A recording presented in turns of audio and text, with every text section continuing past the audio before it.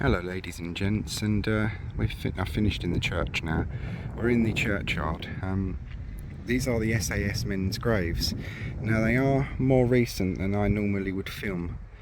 So what I'm going to say here is, if anyone whose family is buried here, you see this video and you're not comfortable with it being online, please message me immediately and the video will be taken down right away.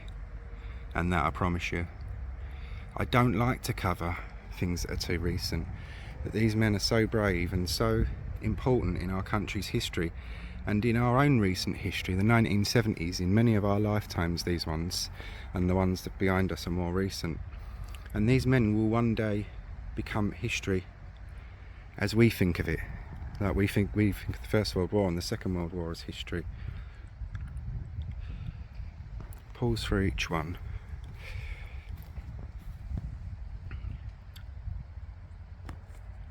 I don't want to focus too long on them, but I do want to cover them because it's such an important part of the national history, really.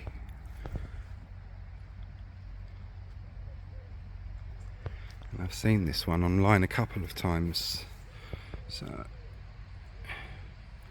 Commonwealth war graves, you're generally okay covered for that. As I was saying to my nephew, it's the private family graves that you need to get permission for. I've only ever had a permission filming for one modern grave once, and that was from the young man's mum, Thomas Corley Cox.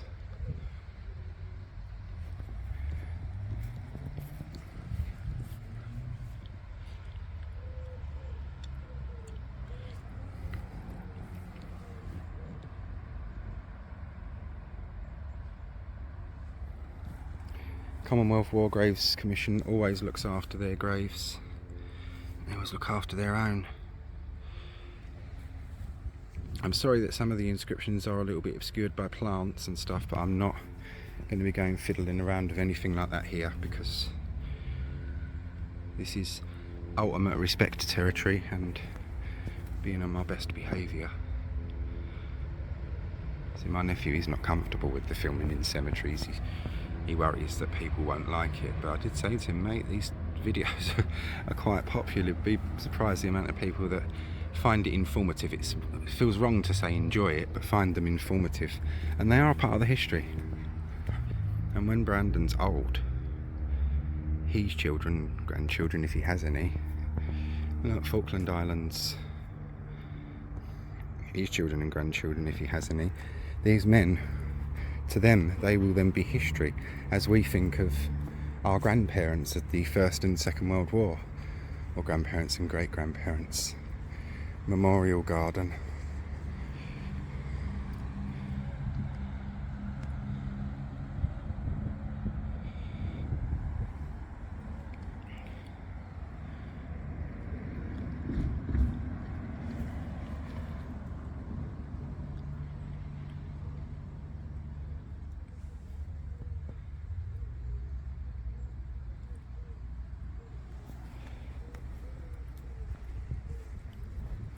And I won't cover, obviously, the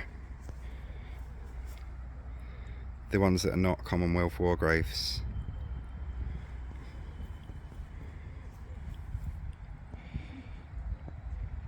There's a few more up here.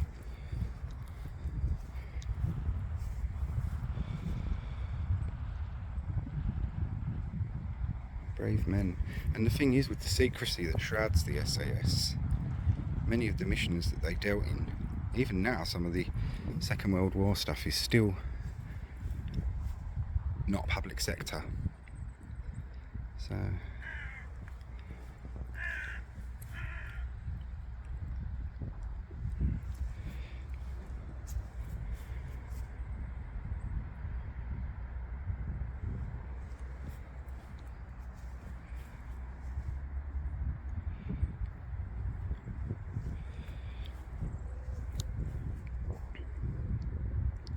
I think it's nice that they've got their own area, that these men are all buried together, a band of brothers and that.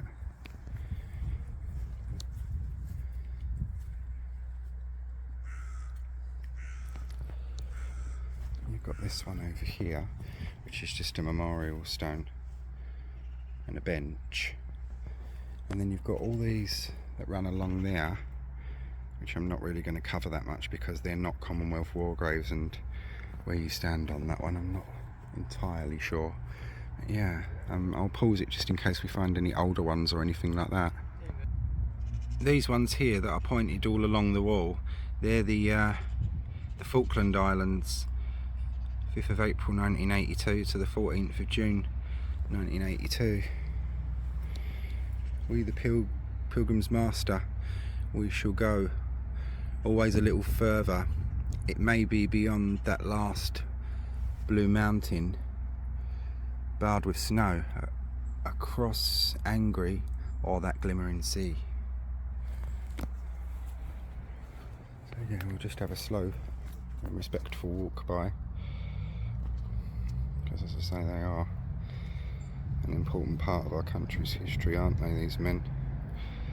Many of these I've read about and seen things on online. He's on the wall.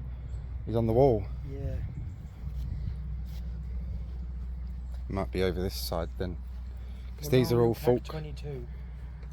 These are all Falkland Islands. It could be on the opposite. There's plaques on the opposite side of this wall. I'm gonna find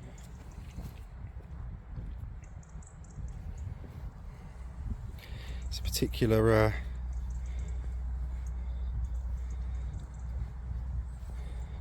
young man my nephew's trying to find.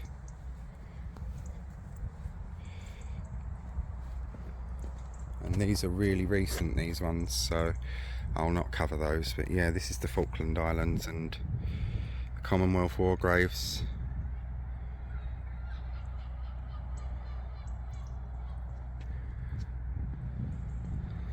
And the lovely old church, the SAS church. Hope you've all found this one interesting, ladies and gents. If I find any more interesting ones, I'll pause and then we'll see. And this is the one my nephew was looking for. Corporal S.J. Lane, military medal, 30th of the 7th 1963 to 26th of the 1st 91, at the Bravo 20, and he was with Andy McNabb, and going to show us the other one now, so I'll walk you up to that because it's right at the end. See, he knows a lot about the military history.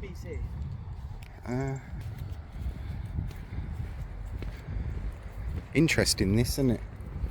It's sad, but it's interesting. I'm really glad you we came here. Like you brought us here today. It's fascinating.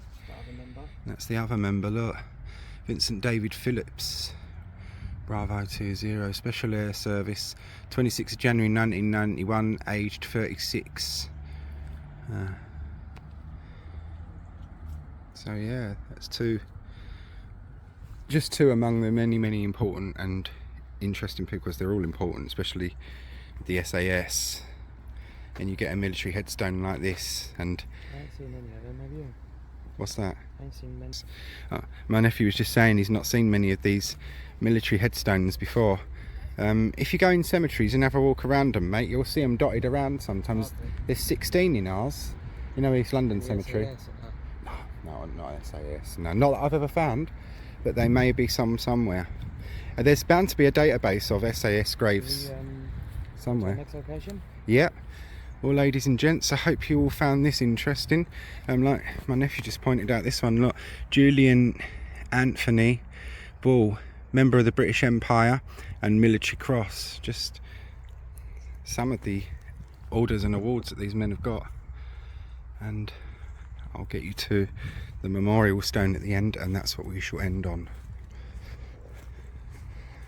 So massive thanks to my nephew for making this day possible, because it's been an interesting one, hasn't it?